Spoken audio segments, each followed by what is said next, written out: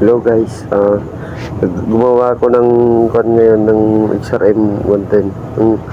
Yung problema niya connecting rod. Ngayon, tatanggalin yung mga gasket. Ngayon ginawa ko, sinunog ko siya.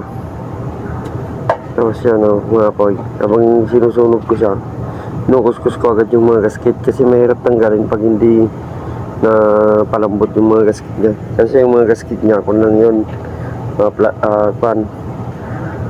papel. Yung gasket niya, yung ginawa ko niyan dati, nagyan ko siya ng folder at ayan, yung folder na yun sa katagalan dumikit na siya, kaya mahirap tanggalin. Kaya ginawa ko yan, sinusunog ko siya. Yan, umapoy pa nga yan yung mga boss. Kailangan talagang para lumambot siya, mas madali siyang kuskusin.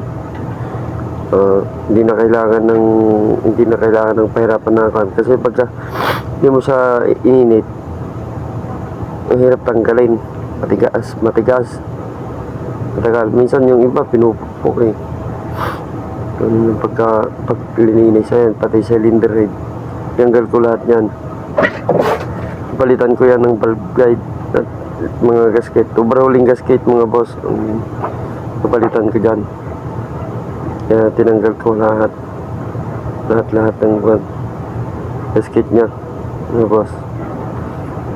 Lilinisin ko ulit kasi tinabi ko kasi mainit pa.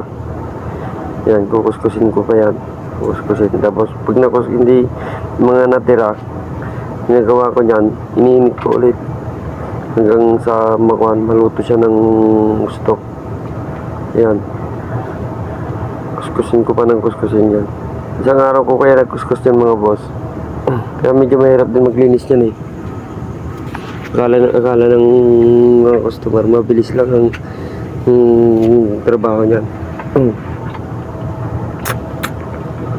Kaya mga boss, pag nakuskus mo yan ng maigi, lihain mo pa yan. Tapos lilinisin mo pa ng gasolina or crudo, or kung ano man yung pwede naman yung gas. Matanggal lang yung mga langis-langis niya. Saka bubugahan mo ng hangin sa compressor para matanggal lahat ng mga dumi niya na mga maliliit na buhangin. Yan mga boss, ganyan lang. Kuskusin lang ng kuskusin yung matanggal. Pero mas madali yung initin mo siya, sunugin mo yung mga gasket niya para lumambot. Yan kinuskus ko ng kinuskus. Yan. Bali back to back yan mga boss. Ilang piraso yan. Cylinder head, mga 4 na piraso yan. Back to back nya. Yan. Kasi bagong gasket na ilalagay natin dyan. Pag nakuskus na yan, isasalang ulit natin kasi meron pang mga natira na maliliit. Salang ulit natin sa apoy. Yan yan, sinusunog ko ulit kasi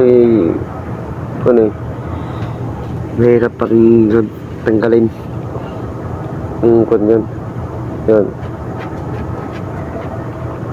Kuskusin ko pa rin yan, linisin ko pa rin yung cylinder niya mga boss. Ayun pusok-pusok. Yan, mga apoy na yan mga boss.